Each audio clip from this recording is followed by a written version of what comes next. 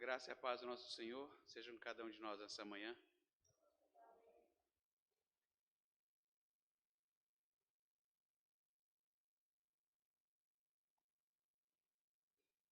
O título é parcialmente o mesmo: A família como expressão criativa. Mas como nós dissemos, Gênesis 1, parece que foi o texto selecionado pelas multidões para que nós estivéssemos tratando, continua sendo a base. Ontem, a família como expressão criativa ensina sobre a autoria e sobre o propósito. Hoje, a família como expressão criativa ensina a fazer separação e a descansar. Então, a família como expressão criativa ensina a fazer separação e descansar. O primeiro capítulo de Gênesis, como nós dissemos ontem, apresenta alguns princípios que norteiam todo o restante da Escritura. E, consequentemente, como a Escritura é a nossa regra de fé, norteia a vida das pessoas para que elas sejam analogicamente criativas. Então, é por isso que em Gênesis 1 nós obtemos também essa questão de a família como expressão criativa, ela ensina a fazer separação e descansar, porque essas coisas estão lá. Você sabe que quando eu estava preparando esse texto, isso aqui seriam 3 palestras, então eu falei assim, eu vou fazer algo mais Frankenstein aqui. Eu vou enxugar um pouco o fazer separação e vou enxugar um pouco o descansar e vou colocar as duas juntas. Eu não sei como é que ficou a cara no final. Me parece palatável. Mas se você perceber que tem uma coisa estranha, é por causa disso. Porque eram 3 palestras que foram colocadas, eu trataria somente sobre fazer separação e só sobre descansar.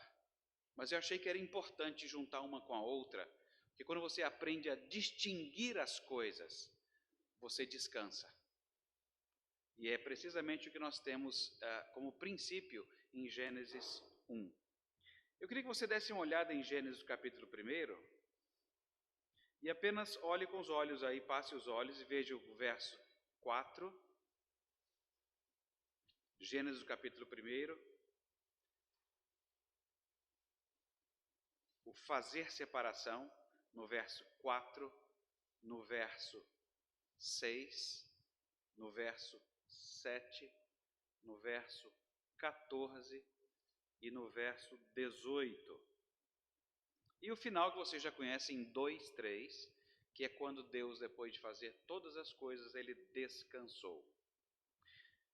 Agora observe, se você ajuntar a esse fazer separação, se você ajuntar o segundo a sua espécie, que é um modo de fazer distinção, e se você juntar também que Deus criou homem e mulher, macho e fêmea, então você tem mais forte ainda a figura de fazer distinção como um princípio estabelecido na criação. Não só foi estabelecido para nós a autoria, não fala quem é Deus, simplesmente começa como autor, começa com um propósito, porque as coisas têm o seu papel para ser desenvolvido, cada uma das figuras criadas. Mas aqui você vai ver então que Deus faz isso organizando e fazendo distinção. E esse é um princípio que nós usamos e devemos usar como família até hoje. Fazer distinção e descansar. Primeiro a gente vai trabalhar com essa questão de fazer separação, fazer distinção. Deus continua operando em favor das famílias através desse princípio de organizar e fazer separação. O lugar clássico que você vê esse princípio sendo utilizado em favor da família graciosa é o livro de Levítico. Geralmente você ouve falar que as pessoas precisam fazer uma pós-graduação, o mundo mudou, você tem que ficar mais competitivo, você tem que ter mais e mais formação o tempo inteiro. Mas a família graciosa de Deus, ela tem um outro tipo de formação, ela precisa de uma pré-graduação. É exatamente isso que este princípio em Gênesis estabelece e que ele é bastante desenvolvido no livro de Levítico. É bom lembrar que o povo de Deus está aprendendo a adorá-lo depois de ter sido liberto da escravidão no Egito. Eles precisavam aprender a fazer distinção de acordo com o que estava sendo ensinado por Deus. E aprender a fazer distinção é a máxima no livro de Levítico, porque o que os guiaria não seria nada do que eles haviam visto no Egito e não seria nada do que eles veriam em Canaã. Especificamente no livro de Levítico como um todo, era necessário aprender a adorar antes de se envolverem no cotidiano da terra que receberiam conforme a promessa de Deus. É isso que eu estou chamando de pré-graduação. Você precisa ter uma formação em adoração antes de empreender qualquer coisa na vida. É por isso que as pessoas que não têm formação em adoração fazem muitos cursos, podem ter muitos títulos, mas não conseguem trabalhar em prol da humanidade. Não importa quanto esforço seja empreendido nisso, ninguém que esteja faltando um curso de adoração a Deus consegue minimamente ajudar o planeta, ajudar as pessoas de um modo propositivo e bom. E quando eu estou usando a palavra bom, eu estou usando com a categoria bíblica de reservar bom somente para Deus. Então, alguma coisa pode ser prazerosa, mas pode não ser boa. Então, bom dentro dessa categoria. Seria muito bom lembrar disso toda semana, não seria? Antes do envolvimento com os negócios da semana, é preciso ser treinado na adoração a fim de poder enxergar as atividades das outras esferas nas quais Deus nos coloca para servi-lo. É bem isso que nós fazemos no culto público. Nós somos reeducados na adoração antes de nós nos envolvermos com os negócios da semana. Porque, afinal de contas, nós sofremos um achatamento durante a semana que nos empurra a olhar para a vida dentro da horizontalidade apenas.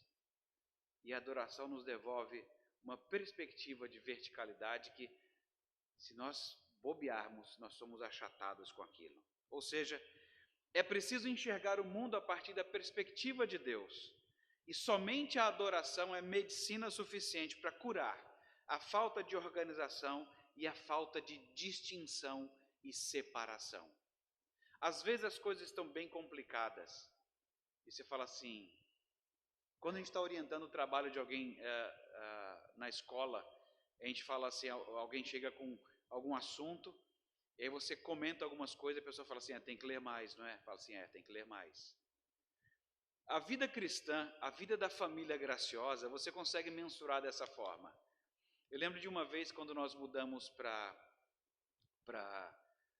quando nós fomos morar fora do Brasil, a gente estava numa cidade na Europa, em Amsterdã, e estava difícil achar igreja. Onde é que a gente ia adorar a Deus? Não estava muito fácil encontrar. Então nós passamos mais ou menos umas quase 3 semanas no processo de se estruturar e achar um lugar. E eu nunca vou esquecer quando minha esposa disse assim, a adoração está fazendo falta para a gente, não é? Falei, por quê? Assim você está mais rude. Eu falei, para que eu fui perguntar, né? Podia não perguntar. Mas você sabe que é exatamente isso que acontece. Quando falta a adoração, que é essa perspectiva de verticalidade, as coisas não ficam normais. Você não fica o mesmo, você não fica mais manso, você não fica melhor. Porque você perde de vista a perspectiva que você deve olhar. Você pode conseguir construir alguma coisa, porque você pode usar a perspectiva do desenho e construir qualquer coisa. Mas eu estou falando das perspectivas eternas, de uma criação e de uma consumação. É dessa perspectiva que eu estou dizendo que a Escritura nos aponta e que eu preciso dela. Eu preciso disso toda semana. Agora, como vocês já devem ter lido no livro de Levítico, a contaminação era sempre um problema. Era sempre um constante ameaçador para o povo de Deus, porque ela impedia a comunhão pública. Contaminação fazia exatamente isso. Impedia a comunhão pública, impedia a adoração. Em algumas situações, a contaminação não poderia ser evitada. A pessoa ia a um funeral de alguém, então ela estava contaminada. Nem sempre a contaminação estava relacionada a algum pecado específico. Às vezes era um relacionamento entre um casal. Aquilo trazia impureza, mas havia solução para aquilo. O tempo todo a família graciosa é ensinada que mesmo os aspectos mais corriqueiros do cotidiano possuem o potencial de desviar a pessoa da fonte da vida, Deus. Por isso havia o sacrifício, porque Deus sabia que sem aquele sacrifício o povo seria consumido. No dia que você olhar Levítico de novo, e como disse nosso mestre, em câmera lenta. No dia que você estiver lendo Levítico em câmera lenta, você vai observar que os sacrifícios eles estão relacionados a várias áreas da vida. Se a mulher tinha filhos, tinha que ter um sacrifício. Se você estava celebrando a paz, sacrifício. Porque para ter paz tem que ter custo. Se você estava celebrando, se você estava feliz porque estava se alimentando, tem que ter sacrifício. Se você havia plantado alguma coisa, tem que ter sacrifício. Houve pecado, tem que ter sacrifício. Para tudo havia sacrifício. Então, leia o livro de Levítico em câmera lenta para perceber que ali o povo estava sendo ensinado que todas as esferas da vida estão associadas a sacrifício. Para você saber que é Deus quem abençoa. E é muito interessante que no mais das vezes, os sacrifícios eles eram muito estranhos. Deus pedia para que fosse selecionado o melhor do rebanho para fazer sabe o quê? Chegava lá, tostava. Queimava tudo. Não dá vontade de chegar para Deus e falar assim, Deus, vamos negociar. Eu tenho uns cabritinhos que não estão muito bons aqui e tudo, vamos queimar esses. Já que vai queimar mesmo. Vocês já pensaram nessa questão de que o melhor que você tem para oferecer, ele chega e queima completamente? Porque pode ser que a pessoa se iluda e pense assim, eu vou manter o melhor aqui do rebanho, porque aí a gente faz uma cobertura, aumenta esse gado, e vai ser uma beleza. Deus fala assim, não, sou eu quem faz isso. Aprenda que sou eu quem faz isso. Então todas as vezes que você oferecer o melhor, aí a gente queima. Eu ia achar muito interessante a figura, reverendo Jaime, mas a gente não vai fazer isso porque é crime. As pessoas trazem os dízimos, colocam no gasofilácio, aí vem alguém com um diácono com fogareiro e queima tudo. Ia ser uma bênção, não ia? Para a gente aprender que o melhor que foi trazido, queima, e Deus vai falar assim, agora a gente vai trabalhar. Porque eu quero que vocês aprendam o valor de saber que eu venho primeiro e sou eu quem abençoa. Mas a gente não vai fazer isso porque é crime. Mas seria muito interessante a ideia. Olha, para ajudar as pessoas a se manterem puras e não perderem o foco da adoração, havia o trabalho dos sacerdotes, que eram os guardiães do santuário. Eles é que deveriam cuidar para que o adorador se apresentasse de acordo com a pureza estabelecida por Deus. E uma das coisas que eu mais gosto no livro de Levítico é que não há burocracia. Burocracia a gente conhece, a gente é brasileiro, mas não falta nos Estados Unidos, não falta em lugar nenhum. Burocracia sempre existe, sempre falta um carimbo, sempre tem alguém específico que sabe o caminho. É o caminho da burocracia, do ocultamento. Mas em Levítico não é assim. O livro começa, Deus chamando Moisés, Arão e todos os filhos de Israel. E aí começa a explicar as coisas. O povo sempre sabe o que o sacerdote faz, e o sacerdote sabe como é que o povo tem que se apresentar. É claro para todo mundo. Para que o povo, quando fosse oferecer alguma coisa e visse o sacerdote trabalhando e operando de um modo diferente, diria assim, opa, tem algo errado aqui. Da mesma forma, o sacerdote, quando alguém apresentasse algo diferente, diria, opa, tem algo errado aqui. Então, eles cuidam para que o adorador se apresente com a pureza estabelecida por Deus. Somente assim o povo poderia comparecer diante dele no tabernáculo, posteriormente no templo. Por isso, que todos precisavam entender a vida através do processo de santidade, informado por Deus, que era repleto de organização e distinção. E é tão interessante porque esse processo ele é tão forte, visto em Levítico, que você nem compreende algumas coisas. Aliás, algumas mães não entenderiam isso nunca. Imagina que o sacerdote está fazendo aquele trabalho, corta o bicho, sangra e leva, coloca em cima da brasa para queimar tudo. A roupa de linho branca vai sujando. Eu imagino qualquer mãe diria assim: está na hora de levar a cinza para fora do arraial, como era um dos trabalhos que eles tinham que fazer. O sacerdote já estava sujo. Eu falo assim: não, vai com essa roupa suja, joga isso fora, depois troca. Para Deus não. Para Deus você tinha que colocar uma roupa limpa para levar a cinza para fora. Para Deus não tem trabalho de pouca importância. Para Deus tudo é extremamente importante. E essas pequenas distinções, talvez a gente tenha aprendido a fazer isso em outro lugar, no Egito, talvez aprendesse isso em Canaã, mas para Deus, Ele é que está explicando como as coisas são importantes e como que todos precisavam ouvir a sua voz para conseguir organizar e distinguir uma coisa da outra. Ao estarem atentos à santificação na adoração, então eles estariam aptos para carregar a santidade daquele lugar para as outras esferas de relacionamento, aprendendo a aplicar aquela santidade na organização e distinção necessários nas esferas social e cultural. Não é isso que nós fazemos todo domingo? O culto público é algo muito especial. E nós vivemos essa santidade desse momento de um modo tão especial. Mas não é só para viver aqui, para ter um momento. Não.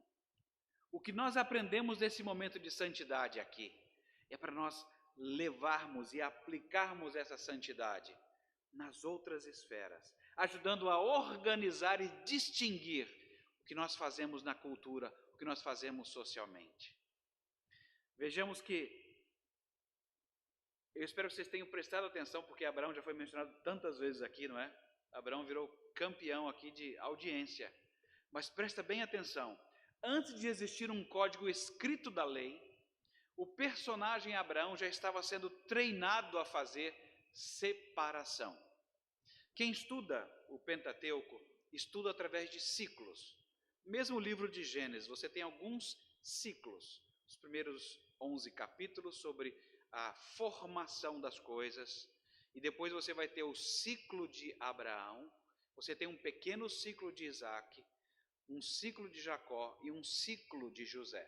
Pronto, acabou o livro de Gênesis. Então você tem ciclos. Quando você pega o ciclo de Abraão, e você vai vendo a história, como que ele vai passando na história, você percebe que várias provações vieram a Abraão. Se você contar, dá mais de 12. Mais de 12 situações nas quais Abraão estava sendo treinado a fazer separação, porque este é um princípio visto na criação. Nós lemos que em Hebreus que pela fé Abraão, quando chamado a ir a um lugar, que mais tarde receberia como herança, obedeceu e foi, embora não soubesse para onde estava indo. Eu lembro do pastor Joel Bick comentando aqui, acho que foi ele que comentou, que, será que foi ele? Quando ele falou que, imaginando essa caminhada da dificuldade, imaginando que a esposa perguntaria, mas a gente está indo para onde? Não sei, não está dito, Deus não disse. Eu quero reforçar isso aqui, porque eu creio que nós não conseguimos nem imaginar um chamado como aquele. Lendo, parece que foi tudo fácil. Abraão só disse assim, tá, e vamos. E ninguém falou nada, ninguém questionou, não está escrito. Mas nós somos humanos e temos preocupações, ansiedades. E eu vou fazer no melhor estilo rabínico, que é imaginar diálogos. No estilo rabínico, eles imaginam diálogos. E imagine um diálogo possível entre Deus e Abraão, quando Deus diz, saia. E Abraão perguntando, para onde? Deus diz, eu vou te dizer mais tarde, apenas peregrine. Abraão chega a Deus e diz, Abraão chega e Deus diz, bom, agora se estabeleça na terra. E Abraão diz assim, quando? Eu vou te contar mais tarde, apenas vai vagueando aí. E Deus disse, eu vou te dar um filho. Abraão diz, como? Eu tenho 99 anos e minha esposa tem 90. E Deus diz, eu vou te contar mais tarde, apenas espere. Finalmente Deus vem e diz, Abraão, leva seu filho único a quem você ama ao topo de uma montanha e sacrifique. E Abraão pergunta, mas por quê? E Deus diz, eu te digo mais tarde, apenas comece a subir a montanha. Você percebe, nós não temos esse diálogo, não é isso que nós temos registrado. Mas bem poderia ser um questionamento interno. Daqueles que nós fazemos mesmo obedientes a Deus. Fala assim, Deus, eu tenho aquele porquezinho lá dentro, mas eu não sou nem ousado para manifestá-lo, porque eu sei quem o Senhor é. Mas que tem a perguntinha lá dentro, tem. A gente fica com aquela curiosidade. Que separação vocês acham que Deus está fazendo aqui, educando Abraão dentro de um princípio da criação? Aqui é, que voz que você vai ouvir. Que voz que você vai ouvir. Porque se Abraão, naquele sacrifício, tivesse amado mais a seu filho do que a Deus, ele ficaria só. Mas tendo amado mais a Deus do que a seu filho, ele teve tudo. Ele estava sendo educado a ouvir a voz de Deus. O que está acontecendo aqui? Deixe-me dizer o que está acontecendo. Abraão obedeceu, saiu, chegou, viveu na terra prometida, mas como está registrado em Hebreus 11, de 8 a 10, ele viu que este mundo não tem fundamentos. Ele estava procurando uma cidade com fundamentos.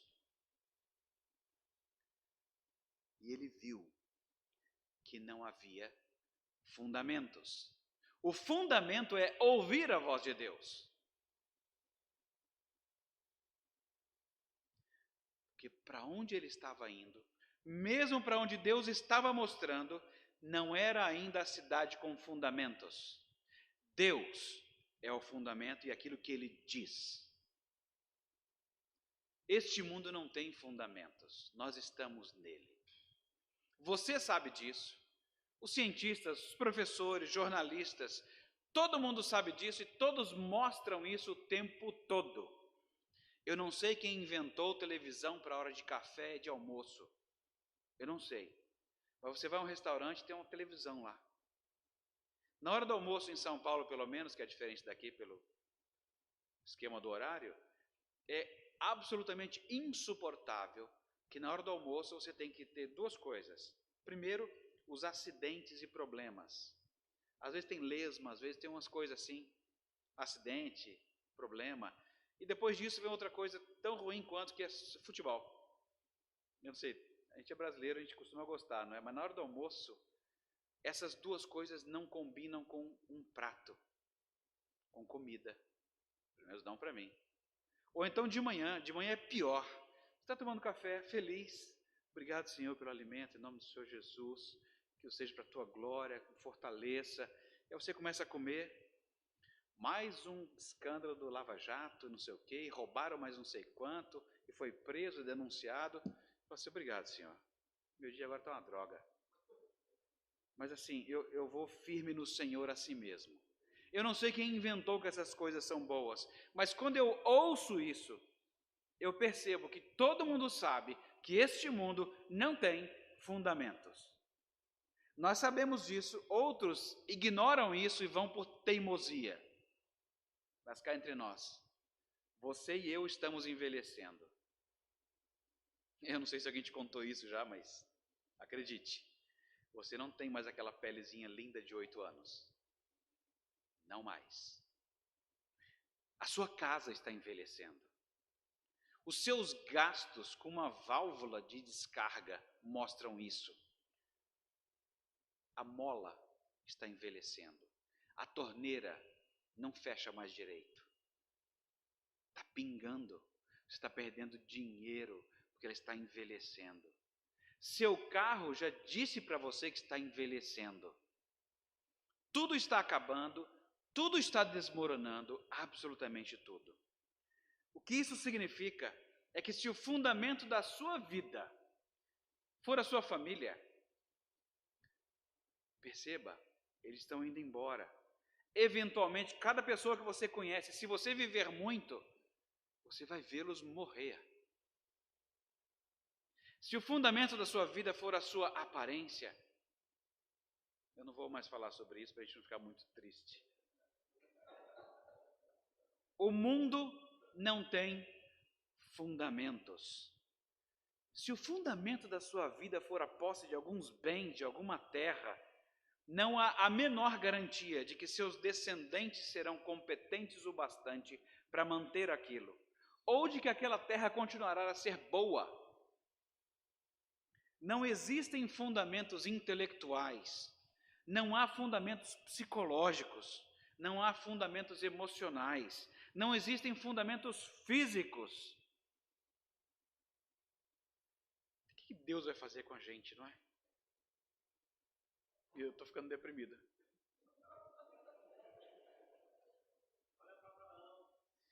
Então lá, olha para Abraão, porque é exatamente isso que ele faz. O que ele fez? Olha, você vai entrar em uma crise gerada por Deus, a fim de que você também aprenda a fazer distinção. Ele fez isso com Abraão. Obrigado por trazer Abraão. Ele fez isso com Abraão, porque obedecer a Deus significa sempre perder algo que normalmente você constrói como significado e segurança para você. Algo neste mundo. E Deus estava fazendo isso com Abraão. Ele estava tirando segurança.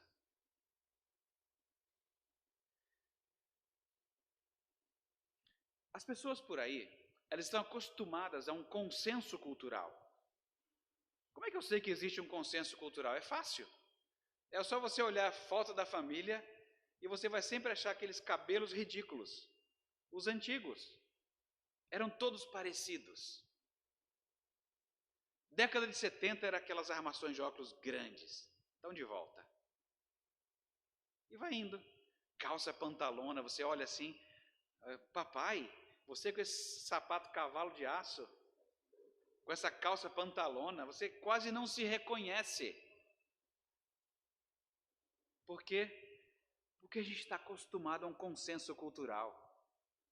As modas do cabelo, o jeito que você corta o cabelo, você está achando que é gosto seu, não é? Em parte é. Mas em parte é porque todo mundo corta assim. Às vezes o cabeleireiro nem sabe cortar de outro jeito. Porque ele está acostumado com o consenso cultural. Moda do cabelo, moda da roupa, moda dos óculos. É tudo consenso que as produtoras de cultura, novelas, filmes e tudo mais, propõem.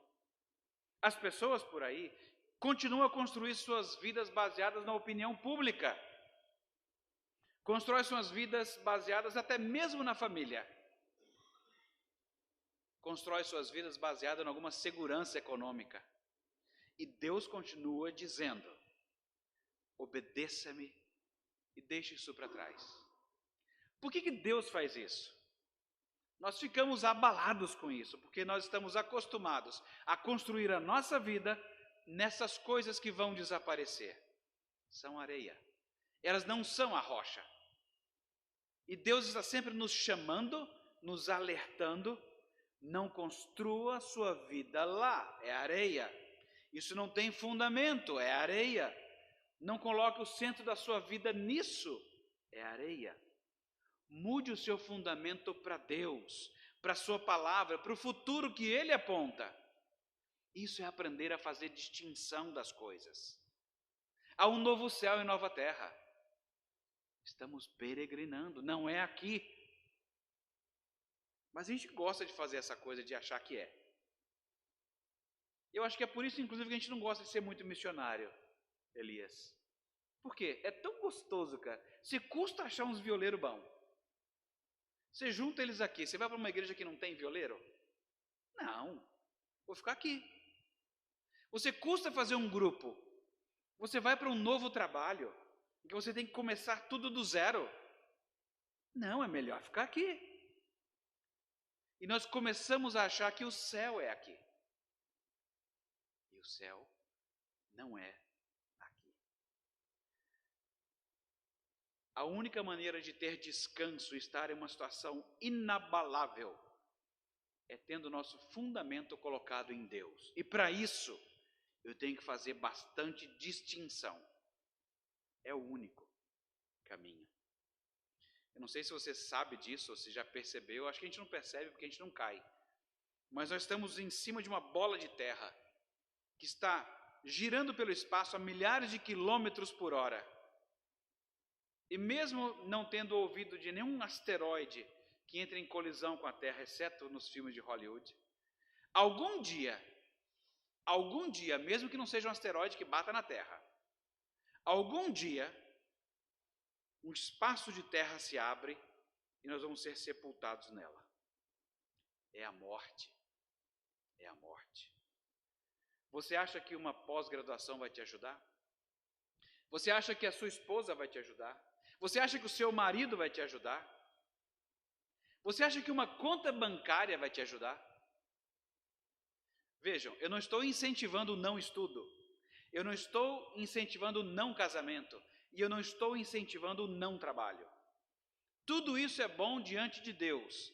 Mas se você não estiver atento, fazendo separação o tempo todo, vai acabar se confundindo e achando que essas coisas lhe trarão sentido e identidade. Ou você está ligado a Deus e tudo está seguro, não importa quão caótica a vida esteja, ou você não está ligado a Deus e nada é seguro, não importa quão ordenada a sua vida esteja. As pessoas se confundem, não é? Elas pensam, não, minha vida está toda organizadinha, tá? Beleza, está tudo certinha. Eu só não estou em esse negócio de Deus aí. Mas, mesmo sem Ele, está tudo maravilhoso. É como uma pessoa me perguntou uma vez, falou assim, reverendo, mas se fala que essa vida é boa com Deus, isso e aquilo, mas a minha avó e meu avô, eles não são cristãos. Mas eles têm um casamento foi bem assim, por sílabas, maravilhoso. Eu fiquei olhando aquilo, falei assim, fui embora para casa, que eu não tinha muita resposta naquela hora. Falei, caramba, como é que... E eu conhecia os velhinhos, rapaz, velhinho, gente boa.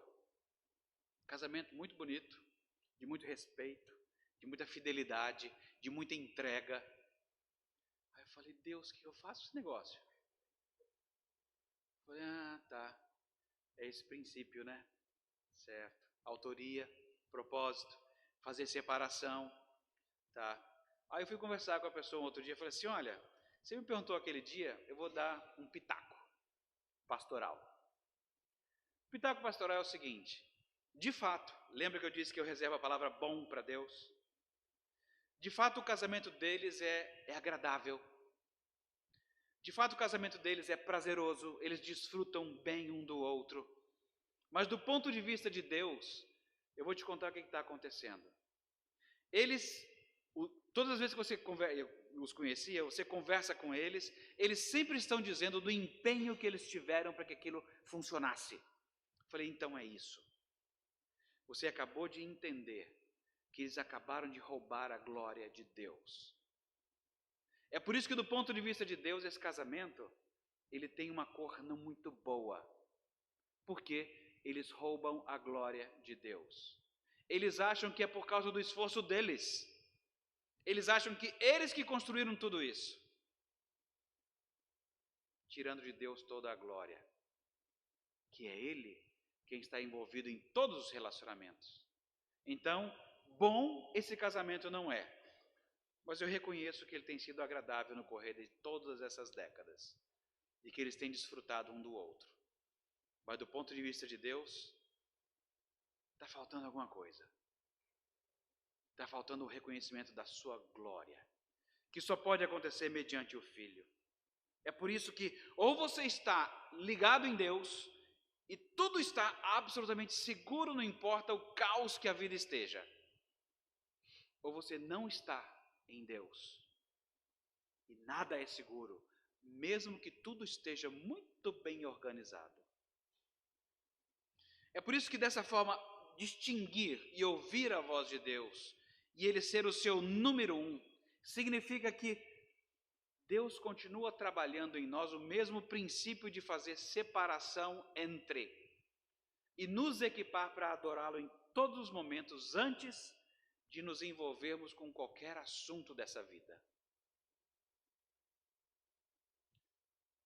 Está difícil decidir alguma coisa, distinguir alguma coisa, enxergar melhor?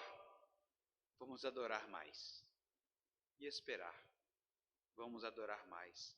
Deus trabalha em nós para afastar qualquer coisa sobre a qual nós tenhamos construído nossa segurança equivocadamente.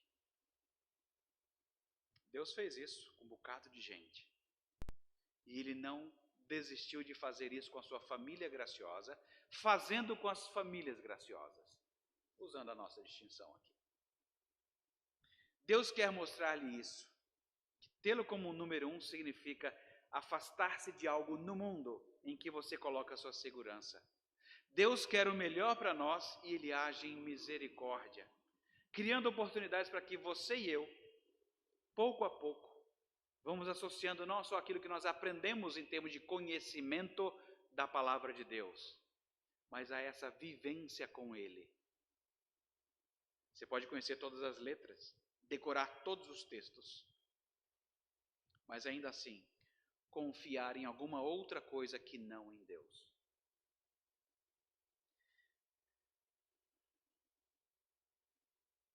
Prestar atenção a esse princípio em Gênesis de fazer separação nos conduz naturalmente ao descanso. E aqui que eu quero que não fique Frankenstein, entendeu? Que eu acho que é verdade isso aqui, mesmo. Estar atento ao princípio de fazer separação nos conduz naturalmente ao descanso, porque repousamos no fato de que Deus conduz a sua família graciosa, o que inclui as famílias graciosas, como as nossas que estão aqui nessa manhã. Sabe que essa história de descanso, um dia eu fui estudar mais isso? Eu já havia estudado várias questões teológicas dentro de conceitos bem determinados, mas um dia eu fui despertado para pensar na questão do descanso de uma outra perspectiva. E foi assim, estava em um congresso e uma senhora conhecida falou assim: "Oi, reverendo, tudo bem? Reverendo, o senhor pode olhar no hebraico se a palavra, porque eu fui num lugar, teve um curso, e falou que a palavra hebraico aqui era lugar de descanso, lá em Ruth 3, verso 1. Em Ruth 3, verso 1, você vai lá, Noemi dizendo assim para Ruth, dizendo: "Filha, eu vou encontrar para você um lar." Pelo menos na atualizada está escrito um lar. Eu vou encontrar um lar para você. E ela me perguntou se aquilo era lugar de descanso mesmo. Aí fui lá, olhei e falei assim: isso mesmo, lugar de descanso. Ela saiu, aí eu fiquei com aquela cara assim de: preciso olhar mais isso. Lugar de descanso. E me chamou mais atenção por causa do nome, Manoah. Vocês conhecem esse nome? Pai de Sansão, moço lá, lembra dele? Morava ali em cima. Manoah, lugar de descanso. Primeiro eu tentei fazer uma alegoria, uma interpretação que não se faz. E fiquei pensando assim: Manoah, será que tem alguma coisa a ver o nome do pai de Sansão, que vai trazer descanso, mas através do seu filho? Aí já associei o pai, o filho, né? Ficou bonitinho, mas muito ordinário. Não. Eu acho que não. Está meio forçado isso. Mas chamou muito a atenção que não fosse a palavra. Noemi não estava dizendo para Ruth: eu vou achar uma casa para você. Por que não falou casa logo? Uma família, tem nome para isso. Mishpahá, Bait. Por que ela foi usar Manoah? Por que o autor fez isso? E quando eu vi lugar de descanso, eu falei assim: existe um outro caminho mais técnico que nós podemos caminhar aqui. A partir daquele dia eu comecei a meditar sobre o lugar de descanso que todos desejamos, sobre as figuras que apontam para a realidade do descanso e dos pequenos momentos que Deus nos dá de descanso, como esse aqui. Isso aqui é um oásis de descanso. Mas o pastor Jaime sabe, todos vocês, nós todos sabemos, que a uma hora dessa a gente vai sair daquele portão. O telefone vai tocar. As más notícias chegam. Os problemas batem. Eles não batem, eles não pedem licença, eles entram. Eles acontecem. Você falou, oh, Deus, estava tão bom lá dentro, o ar-condicionado não era só isso, não. Não era pelo ar, era pelo descanso. Esses pequenos momentos que Deus dá de descanso. Bom, eu continuei refletindo e estudando e percebi que é um padrão que começou no Éden. E agora prestem bem atenção. Que é um padrão de vida de refugiado. Há muitas razões pelas quais alguém se torna um refugiado. E eu comecei a pensar nisso, eu ainda vou usar isso posteriormente para tratar da questão dos refugiados que nós ouvimos falar. As pessoas, quando você pensa em refugiado, as pessoas podem mudar-se em busca de um lugar mais seguro, em busca de proteção, porque foram obrigados a sair da sua terra natal por qualquer tipo de perseguição, ou ainda é alguém que busca escapar de um perigo. As razões podem ser políticas, podem ser religiosas, familiares, seja o que for. O fato é que refugiados sempre se sentem ameaçados e querem um lugar seguro.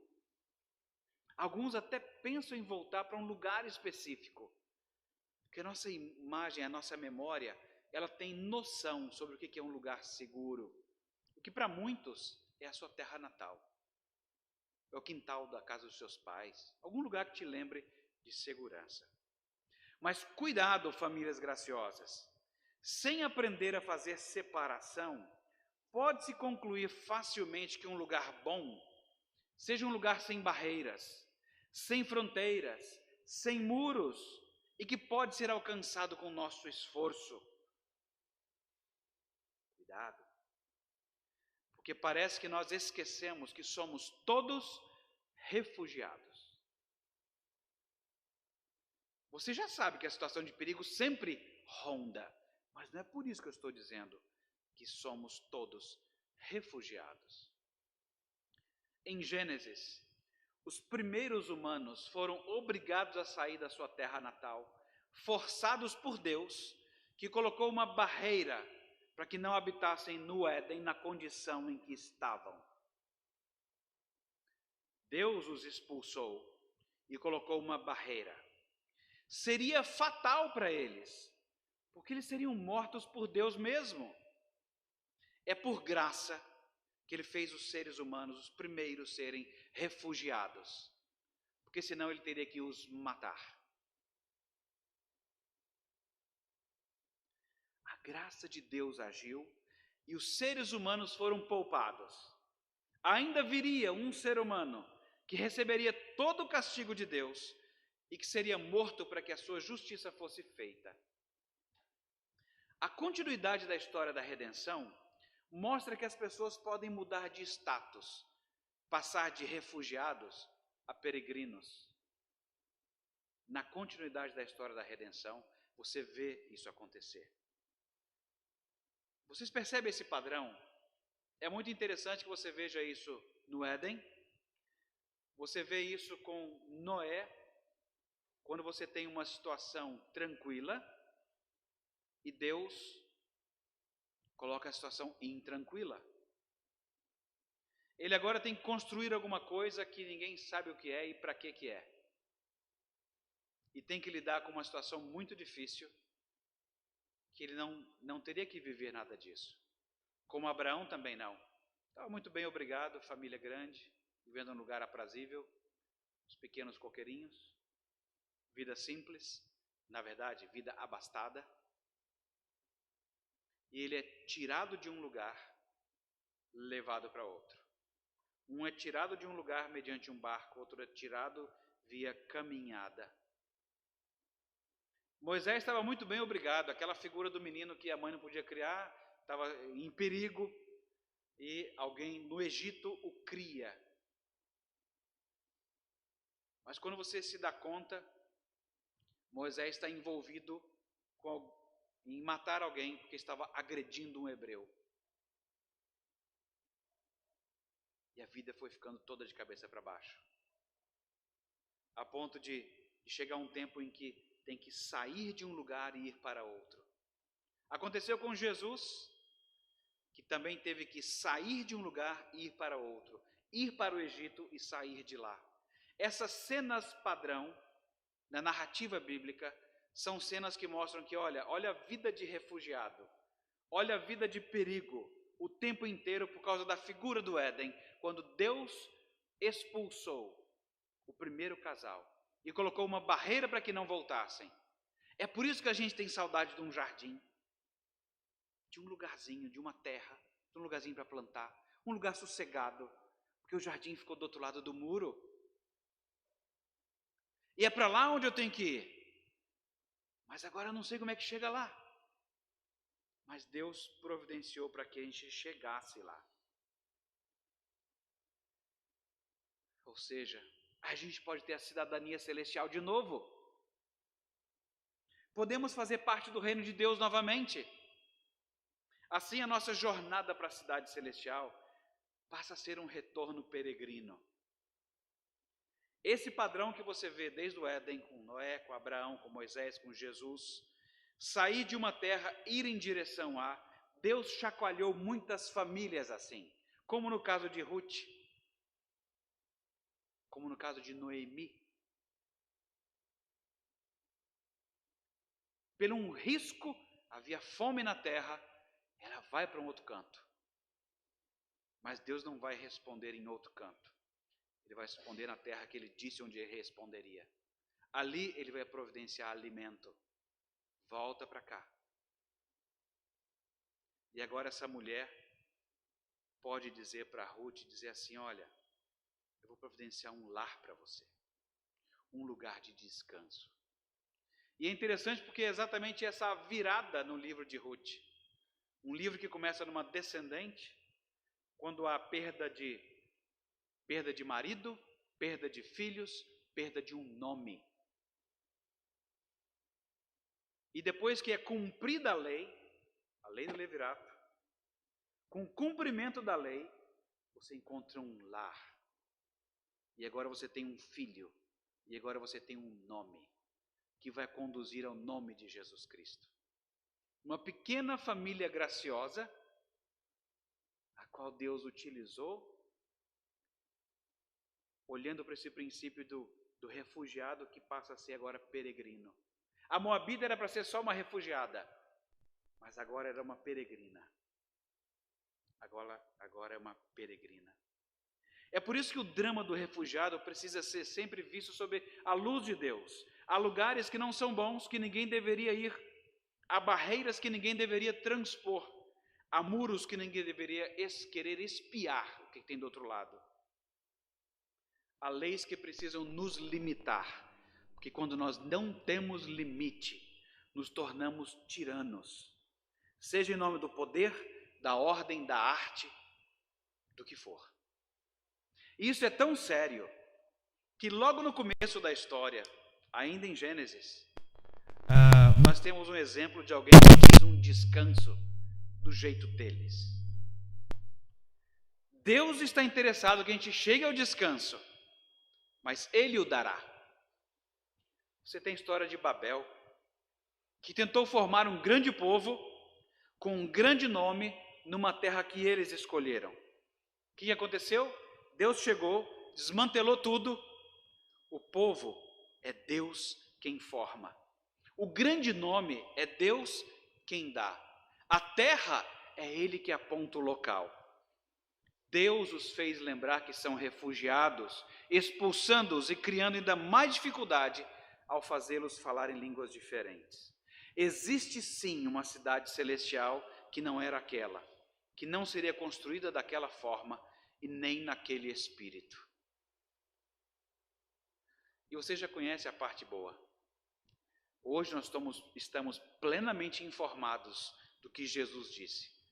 Vinde a mim, todos que estáis cansados e sobrecarregados, e eu vos aliviarei. Tomai sobre vós o meu jugo e aprendei de mim, porque sou manso e humilde de coração, e achareis descanso para a vossa alma. Porque o meu jugo é suave e o meu fardo é leve. Quem está em Cristo está no descanso a partir de agora. Não importa quão turbulenta esteja a realidade. E Ele vai auxiliar a você, as famílias graciosas, a fazer separação entre o que é limpo e o que é imundo para a glória de Deus Pai. Vocês conseguem perceber como é que esses princípios estabelecidos em Gênesis, eu acho que eles são mais importantes do que discutir o que é dia, do que discutir de que modo que as coisas aconteceram. Eu tenho mais do que isso. Eu tenho a apresentação de uma autoria, eu tenho uma apresentação de propósito. Afinal, está meio claro o que o sol faz, o que a lua faz, que horas que eles aparecem. Mas Deus não estabeleceu o propósito só para as plantas, para os animais e para os astros. Especialmente para o ser humano, criado à imagem dele. E o princípio também aqui de fazer separação e descansar é um chamado para todos nós aproveitarmos bastante esse descanso aqui, porque ainda não é o fim. E mesmo quando tudo estiver caótico, quando eu sair daqui, que pode ser que não esteja, mas mesmo se estiver, eu estou levando o descanso daqui para lá. Sou eu que vou semear o descanso, dizendo como Jesus disse: vinde a Cristo, todos que estão cansados e sobrecarregados, porque Ele tem o descanso. Eu espero que a gente não se esqueça disso como família criativa, porque isso faz toda a diferença. É um princípio estabelecido na criação. Que Deus nos ajude e nos abençoe.